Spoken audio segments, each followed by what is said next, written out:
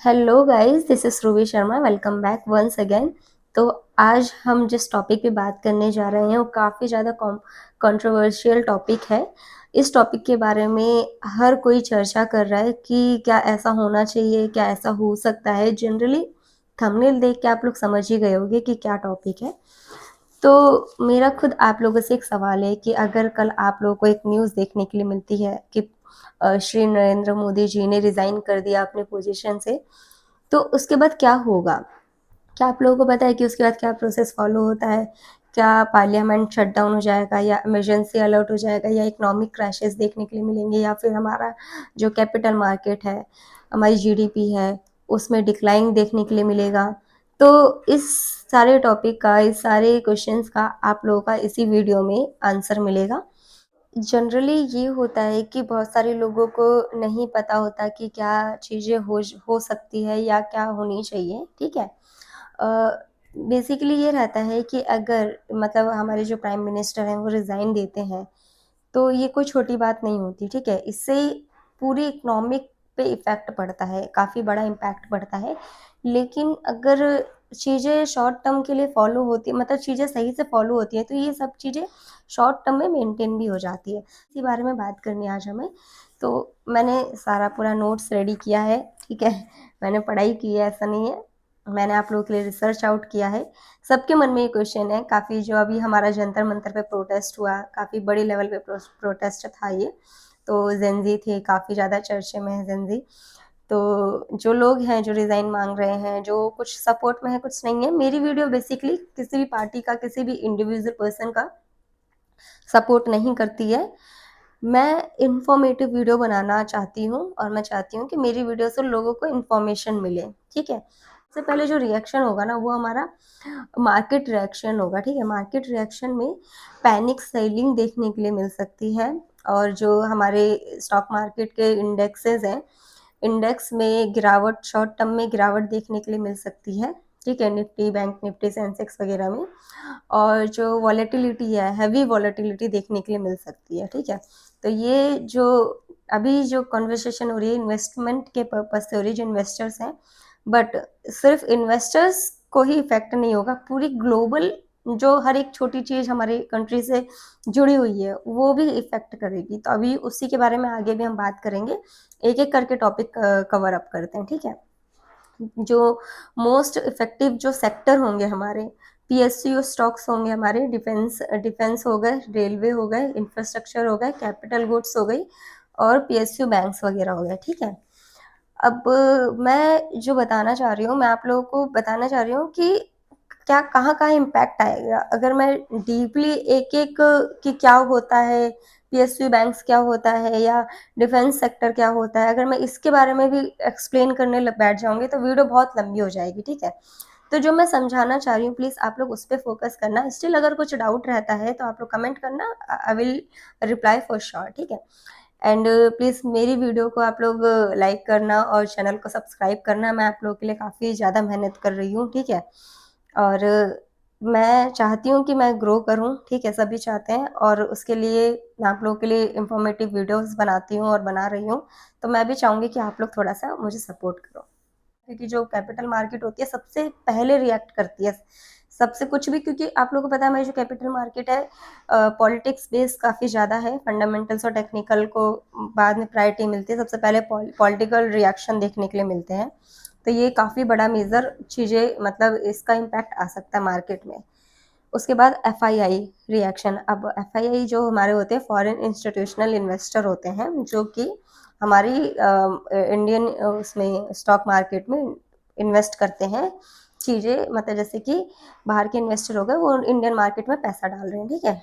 तो इसमें गिरावट देखने के लिए मिल सकती है। वो आप उसके उनके जो फ्लोज़ हैं वो कम हो सकते हैं, वो अपना पैसा निकाल सकते हैं, ये रहता है, क्योंकि पैनिक हो जाते हैं, उनको लगता है कि जो पुरानी पॉलिसीज़ हैं वो चलेगी या वो बंद हो जाएगी या कौन से मिनिस्टर बनेंगे, क्या न्यू पॉलिसीज़ आएगी, इस तरीके के उनके माइंड में चीज़ें रहती हैं। और कितने कितने टर्म तक, कितने दिन तक ये चीज़ें चलने वाली है कि प्राइम मिनिस्टर ने रिज़ाइन दिया, अब कितने टाइम बाद दूसरा मिनिस्टर असाइन होगा, ये सारी चीज़ें उनके लिए बहुत ज़्यादा अनप्रेडिक्टेबल हो जाता है, ठीक है? तो दूसरा जो रहेगा जो हमारे इंडिया में जो इन्वेस्टमेंट है वो निकल के वो निकल के डॉलर में शिफ्ट हो सकते हैं। ठीक है, मतलब कुछ इन्वेस्टमेंट चेंज मतलब कुछ पैसे दूसरी जगह से हट के इंडियन इन्वेस्टमेंट में से हट के डॉलर में मूव हो सकते हैं। जो यूएसए ट्रेजरी बॉन्ड है उसमें ग्रोथ हो सकती है, उसमें इन्वेस्टमेंट ज़्यादा बढ़ सकती है। गोल्ड जो रहते हैं, गोल्ड सिल्वर, उनके प्राइस बढ़ सकते हैं। और फॉरेन इन्फ्लोज मतलब वही मैंने बताया, फॉरेन इन्फ्लोज कम हो सकते हैं। ठीक है, ये दूसरा मतलब मेजर इम्पैक्ट होगा। अब यहाँ पे ये रहता है कि जो हमारे डोमेस्टिक इन्वेस्टर है, डीआईआई है, उनका ये रहता है कि उनको अपने मार्केट को, अपने रुपये को मेंटेन करके चलना पड़ता है। मतलब चलना क्या पड़ता है, उनका मेन कंसर्न ये रहता है कि ज़्यादा मार्केट में गिरावट ना आए। ठीक है, तो जैसे कि अगर एफआईआई बेच रहे हैं तो डीआईआई उसको बाय करते हैं, ये देख के कि अगर उनको लग रहा है कि भाई ये शॉर्ट टर्म क्राइसिस है, इसमें फंडामेंटल कुछ लूपहोल्स नहीं दिख रहा। ठीक है, या टेक्निकल कुछ लूपहोल्स नहीं दिख रहा, ये एक शॉर्ट टर्म क्राइसिस है कि हाँ, आज अगर पीएम ने रिजाइन दिया है, 3-4 दिन बाद, 1 हफ्ते बाद दूसरा पीएम असाइन होगा तो मार्केट स्टेबल हो जाएगी। कुछ कंपनी से रिलेटेड कुछ उनका इंटरनली प्रॉब्लम नहीं लग रहा, ये एक पॉलिटिकल प्रॉब्लम लग रहा है, तो उसको ये लोग पैनिक नहीं समझ के एक बाइंग अपॉर्चुनिटी की तरह ट्रीट करते हैं कि अब ये चीज़ आई है तो मतलब ये प्रॉब्लम हुई है इंडिया में, तो इसको वो एक अपॉर्चुनिटी समझते हैं। ठीक है, डीआईआई मतलब कुछ केसेस में नहीं भी समझते, मतलब मेजर केसेस में उनको लगता है कि अभी बाय करना चाहिए। तो अगर 5,000 करोड़ की एफआईआई ने सेलिंग की है तो 5,000 करोड़ की या कुछ कम की डीआईएस को बाई कर लेते हैं। डीआईआई हमारे वही जो म्यूचुअल फंड रहते हैं, इंश्योरेंस हो रहते हैं, तो ये लोग मतलब बाय कर लेते हैं, जिससे कि थोड़ा मेंटेन हो जाता है। क्राइसिस कम देखने के लिए मिलती है। कहीं अगर वो बाय नहीं करेंगे तो 10% मार्केट डाउन हो जाएगी, अगर उन्होंने बाय कर लिया तो 1-2% का मूवमेंट आएगा बेसिकली। तो ये रहता है, डॉलर की डिमांड बढ़ जाती है। अब जब एफआईआई पैसा निकालेंगे, रुपये को बेचेंगे। ठीक है, रुपये में खरीदते, रुपये में बेच देंगे, तो फिर वो पैसा कहाँ रखेंगे, अपने पास तो रखेंगे नहीं, फिर वो डॉलर में इन्वेस्ट कर देंगे, तो डॉलर की डिमांड बढ़ जाएगी और रुपये की कम हो जाएगी। और जो इन्वेस्टर्स हैं वो सेफ उसमें चले जाते हैं, सेफ एसेट देखते हैं कि अगर पीएम ने रिजाइन किया है तो अब लोगों को पता ही नहीं कि कौन से सेक्टर गिरेंगे, कौन से बढ़ेंगे, कुछ नहीं पता, तो मोस्टली लोग गोल्ड की तरफ जाना ज़्यादा पसंद करते हैं, क्योंकि पता है कि आज नहीं तो कल गोल्ड बढ़ेगा ही बढ़ेगा, तो गोल्ड सिल्वर इन सबको सेफ एसेट माना जाता है, तो इसकी डिमांड बढ़ जाएगी। अब जो हम मेजर जो पॉइंट है, इन्फ्लेशन, इन्फ्लेशन में कितना इम्पैक्ट आएगा, क्योंकि जनरली हर आप लोग हो गए या मैं हो गई, हम जैसे लोग जैसे हैं कि हम लोग इन्वेस्ट करते हैं, बट हर एक नॉर्मल पर्सन इन्वेस्टमेंट नहीं कर रहा अभी, क्योंकि वो इतने अवेयर नहीं है, तो उनको उनको इनडायरेक्टली इम्पैक्ट पड़ेगा, जैसे कि इन्फ्लेशन से। अब इन्फ्लेशन कैसे इम्पैक्ट करेगा, अगर देखो ये लॉन्ग टर्म में चल रहा है, ये वाला क्राइसिस, या जैसे कि अभी प्रोटेस्ट चला 1 महीने ऑलमोस्ट, जितने दिन भी चला, लंबे टाइम तक चला, 1-2 दिन की बात नहीं थी। तो जनरली अगर कोई इसी तरीके का प्रोटेस्ट करता है कि पीएम का रिजाइन चाहिए, ये सारी चीजें हो रही है, तो इसको देखते देखते लोगों के मन में टेंशन आएगा, जो बड़े बड़े इंस्टीट्यूशन है वो सोचेंगे कि क्या ऐसा हो जाएगा, अगर ऐसा हो गया तो हमें क्या, तो पहले से तैयारी करने लगते हैं इस चीज़ की। ठीक है, तो पता है कि इन्फ्लेशन इम्पैक्ट होता है। इन्फ्लेशन किस तरीके से इम्पैक्ट होगा कि अगर रुपी है, पहले से ही पता चल जाएगा कि हाँ इंडिया में ऐसा चल रहा है, तो रुपी की जो मतलब रुपी जो है उसकी वैल्यू वीक होने लगेगी, लोग बेचना चालू कर देंगे। और जब रुपी वीक होगा तो जो क्रूड ऑयल है उसकी जो क्रूड ऑयल है, जो उसका हम जैसे क्रूड ऑयल हम बाय करते हैं, इंडिया बाय करती है, इंपोर्ट करती है, तो वो एक्सपेंसिव हो जाएगा। ठीक है, काफ़ी ज़्यादा डॉलर में पेमेंट होगा, जैसे भी होगा वो एक्सपेंसिव हो जाएगा। ठीक है, अब जब क्रूड ऑयल हमारा महंगा होगा तो जो हमारा ट्रांसपोर्ट है वो भी एक्सपेंसिव हो जाएगा। ठीक है, उसकी भी मतलब उसकी सप्लाई कम हो जाएगी, डिमांड ज़्यादा होगी, तो वो भी हमारा एक्सपेंसिव हो जाएगा। अब जब हमारा क्या कहते हैं, क्रूड ऑयल महंगा होगा, ट्रांसपोर्ट महंगा होगा, एक्सपेंसिव होगा, तो जो हमारे नेसेसरी, डेली नेसेसरी की चीज़ें हैं, जैसे कि हम घर में कुछ भी सामान यूज़ करते हैं, डेली बेसिस पे जो हमारे सामान रहते हैं, प्रोडक्ट्स रहते हैं, उनका प्राइस बढ़ जाएगा ज़्यादातर, मतलब उनका प्राइस बढ़ेगा। अगर ट्रांसपोर्ट महंगा होगा तो कुछ भी रहेगा, पेट्रोल डीजल इन सब के प्राइस तो बढ़ेंगे ही। फिर जो हमारे ट्रांसपोर्ट से सामान इधर उधर जाते हैं उनका प्राइस बढ़ेगा, डेली जो नेसेसिटी होगी। बट ये तभी होगा जब हमारा ये पीएम जैसे हमारे पीएम ने रिज़ाइन दिया, उसके बाद कोई पीएम दूसरा मतलब नहीं आ रहे हैं जल्दी से, सत्ता में नहीं आ रहे हैं, या अभी भी आर्ग्यूमेंट्स चल रहे हैं पार्लियामेंट में, कुछ डिसीज़न नहीं आ रहा है, मतलब अंदर ही अंदर वॉर चल रही है कि हाँ, डिस्कशन चल रहा है, चीज़ें क्लियरिफ़ाई नहीं हो रही और ये लॉन्ग टर्म तक चल रहा है, 1 महीना हो गया, 1.5 महीना हो गया। जनरली इतना तो होता नहीं है, क्योंकि जब पीएम रिज़ाइन करते हैं, तो उसके बाद उनको एज़ अ केयर टेकर दे दिया जाता है काम करने के लिए कि एज़ अ केयर टेकर आप अभी काम सँभालो जब तक हमारे न्यू पीएम असाइन नहीं होते प्रेज़िडेंट के द्वारा, ठीक है? तो ये चीज़ रहती है, बट इन केस अगर ऐसा हुआ, तो उस बारे में बात चल रही है ये। तो जो कंज़्यूमर के जो प्राइस हैं वो बढ़ जाएँगे बेसिकली, ठीक है? अब जीडीपी कैसे इम्पैक्ट होगा?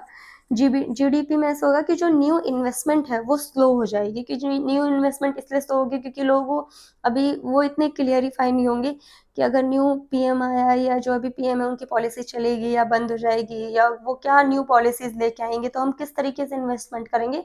तो न्यू इन्वेस्टमेंट रुक जाएगी, जो बिजनेस कॉन्फिडेंस है वो वीक हो जाएगा, क्योंकि बिजनेस भी अगर कोई नया प्रोजेक्ट आता है, कोई नई चीज़ें स्टार्ट करता है, एक्सपेंशंस करता है, तो वो हायरिंग करता है, ठीक है?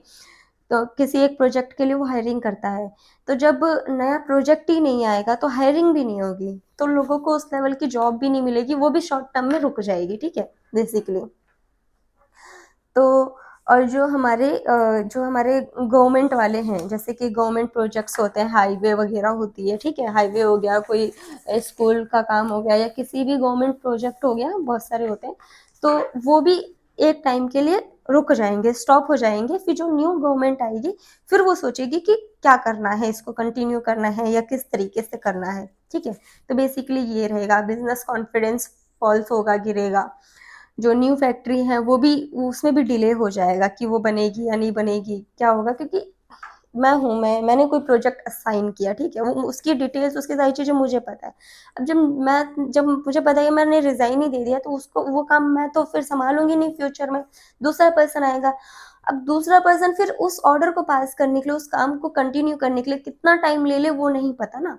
तो इन सारी चीज़ों को फेसेस करना पड़ेगा, इसके लिए कुछ लोगों की जॉब जा भी सकती है, या बाद में कुछ लोग न्यू लोग हायर भी हो सकते हैं, मतलब जॉब अपॉर्चुनिटी एक टाइम के लिए कम भी हो सकती है, खत्म भी हो सकती है एक टाइम के लिए, बाद में बढ़ भी सकती है। तो वो तो फिर गवर्नमेंट टू गवर्नमेंट डिपेंड करता है कि क्या हो सकता है। बेसिकली शॉर्ट टर्म में ये चीज़ें देखने के लिए मिल सकती है, ठीक है? अभी मैं बात करूँगी कि कितने टाइम तक ये चीज़ें चलती है। तो ये सारा हमने बात कर लिया जॉब्स वगैरह के बारे में। सैलरी डिले हो सकती है, अगर जैसे कि अब पता है कि हर चीज़ इम्पैक्ट हो रही है, तो कहीं ना कहीं सैलरी भी इम्पैक्ट होती है लोगों की। अब ग्लोबल मार्केट कैसे रिएक्ट करता है, ग्लोबल मार्केट की बात करें तो जो हमारा एशियन मार्केट है, वो टेम्परली मतलब परमानेंट नहीं, टेम्परली बेसिस पे थोड़ा बहुत डिक्लाइन कर सकता है, बहुत बड़े लेवल पे नहीं, थोड़ा बहुत। और अब बेनिफिट किसको होगा, बेनिफिट वही होगा गोल्ड सिल्वर को, यूएसए डॉलर को, यूएसए ट्रेजरी बॉन्ड को, डिफेंसिव सेक्टर को। डिफेंसिव सेक्टर को क्यों होगा, क्योंकि हमारे जो हमारे डेली यूसेस की चीज़ें हैं, लोग एफएमसीजी होता है हमारा, ठीक है? वो रहता है। अगर हम कोलगेट यूज़ करते हैं, तो हम चाहे इकोनॉमिक क्राइसिस है, चाहे कुछ भी है, चाहे मतलब डेली बेसिस पे हम दूध, साबुन, कोलगेट, ये तो लोगों को चाहिए होता है, तो लोग इसमें जाने लगते हैं, इसकी डिमांड बढ़ने लगती है, क्योंकि इसकी नेसेसिटी कभी ख़त्म नहीं होती। फार्मा, किसी का ट्रीटमेंट है, किसी की दवाई चल रही है, तो पर्सन दवाई तो लेगा ही, ठीक है? इंजेक्शन लगने हैं, वो तो लगेंगे ही लगेंगे। तो शॉर्ट टर्म में इन पे कोई इफ़ेक्ट नहीं पड़ता शॉर्ट टर्म में बेसिकली। और जो कुछ हमारे आईटी सेक्टर होते हैं, जैसे कि इन्फोसिस वगैरह, टीसीएस और कुछ इस तरीके के आईटी सेक्टर हमारे, ये भी इम्पैक्ट नहीं पड़ते हैं, क्योंकि इनका जो मेजर इनकी अर्निंग होती है, वो बाहर कंट्री से होती है, क्योंकि ये एमएनसीज होते हैं, तो बाहर से इनका ज़्यादा रेवेन्यू आता है इंडिया से, रेदर देन इंडिया से थोड़ा कम आता है। में थोड़ा सा टाइम लगता है, टाइम टेकिंग प्रोसेस होता है ये। आज रिजाइन दिया, डिस्कस होगा, पार्लियामेंट में डिस्कस होगा कि कौन सी रूलिंग पार्टी है, ठीक है? रूलिंग पार्टी की मेजोरिटी कितनी है, उसी से ही पीएम बनेंगे या नहीं, मेजोरिटी के बेसिस पे हमारे यहाँ पे डिसाइड होती है चीज़ें। तो फिर ये चीज़ें होती है, फिर वो ओथ सेरेमनी होता है फिर से। तो ये एक प्रोसेस होता है, बेसिकली ये जो प्रोसेस होता है 3 से 4 दिन में इसको निपट जाता है। बट अब और क्या पीछे से चल रहा है, कौन सी ओपोजिशन वाले क्या क्वेश्चन करते हैं, क्या उनकी डिमांड आती आती है, इस चीज़ में भी टाइम लग सकता है अगर लगना हो टाइम तो बेसिकली। लास्ट जो हमारा पीएम का रिज़ाइन हुआ था वो हुआ था हमारा इंद्र कुमार गुजराल जी का 1998 में उन्होंने रिज़ाइन दिया था। तब कुछ चीज़ें ये फेस करने के लिए मिली होगी, उस टाइम तो मैं थी नहीं, तो मुझे इतना डिटेल में इसके बारे में नहीं पता, बट हाँ जो लास्ट हमारा रिज़ाइन हुआ था वो मतलब 1998 में हुआ था बेसिकली। तो अब जो हमारे जेनजी हैं, प्रोटेस्टर हैं, कुछ लोग इसके सपोर्ट में हैं, कुछ नहीं है, उनकी डिमांड ऐसी आ रही है कि हाँ होना चाहिए क्योंकि धर्मेंद्र प्रधान जी का रिज़ाइन हो गया। बेसिकली पता है क्या, रिज़ाइन की बात नहीं होती, जो बात रहती है वो ये रहती है कि अगर किसी भी कंट्री में किसी भी पर्सन ने, इवन चाहे हम ऑफिस की बात करें, हम घर की बात करें, हम कहीं कंट्री की बात करें, अगर उन्होंने उस रिस्पॉन्सिबिलिटी को संभाल रखा है, वो अकाउंटेबिलिटी ले रखी है, तो हर पर्सन चाहता है कि फिर वो चीज़ रूल्स रहें और उस रूल्स को फॉलो हो। हम जो बच्चे हैं हम लोग भी उसको फॉलो करें, और जो सामने वाली पार्टी है, सामने वाले जो पर्सन है, चाहे गवर्नमेंट हो गई, चाहे कोई भी हो गया, वो भी उसको फॉलो करे। तो सबका ये रहता है। तो अगर कहीं कहीं किसी भी चीज़ पे जैसे कि ब्रीच ऑफ कॉन्ट्रैक्ट होता है, लैक ऑफ कम्युनिकेशन होता है, तो वहाँ पे ये चीज़ें कहीं ना कहीं देखने के लिए मिलती है कि चीज़ें खराब हो रही है। तो अब आप लोगों का इस पे क्या कहना है? अगर आप लोगों को लगता है कि हाँ पीएम का रिज़ाइन होना चाहिए या नहीं होना चाहिए, आप लोगों का क्या इस पे पॉइंट ऑफ व्यू है, कमेंट करके बताओ, ठीक है? तो ये जो मेरी वीडियो थी उसका मेन पर्पज़ यही था कि आप लोगों को इन्फॉर्मेटिव करना चीज़ों से, कि हर चीज़ का प्रोस भी है, कॉस भी है, ठीक है? और किसी भी डिसीज़न से पहले हमें कुछ भी डिमांड करने से पहले उसके बारे में पढ़ना चाहिए। मैं किसी भी फ़ेवर में नहीं हूँ, मेरा मेन कंसर्न है एजुकेशन और अवेयरनेस देना लोगों को। तो मुझे ऐसा था कि अगर लोग इस चीज़ की डिमांड कर रहे हैं तो क्या उनको ऐसा पता है कि क्या हो सकता है या क्या नहीं हो सकता है बेसिकली। तो अब आप लोगों का क्या इसमें पॉइंट ऑफ व्यू है, ओपिनियन है, ठीक है? कमेंट करके बताइए। हाँ, मैंने थोड़ा-सा जल्दी-जल्दी बोला है स्पीड में, क्योंकि मैं चाह रही थी कि भई कम टाइम में पूरी वीडियो कवर हो जाए, कम टाइम में जो-जो मैंने लिखा है आप लोगों को बताने के लिए वो पूरा कवर अप हो जाए। सो आप लोग वीडियो को थोड़ा-सा स्लो डाउन करके स्पीड तब भी देख लेना अगर मैंने थोड़ी-सी स्पीड ज़्यादा कर दी हो तो। बाकी मेरे चैनल को प्लीज़ सब्सक्राइब करना। अब मिलते हैं हम नेक्स्ट वीडियो में। बाय-बाय।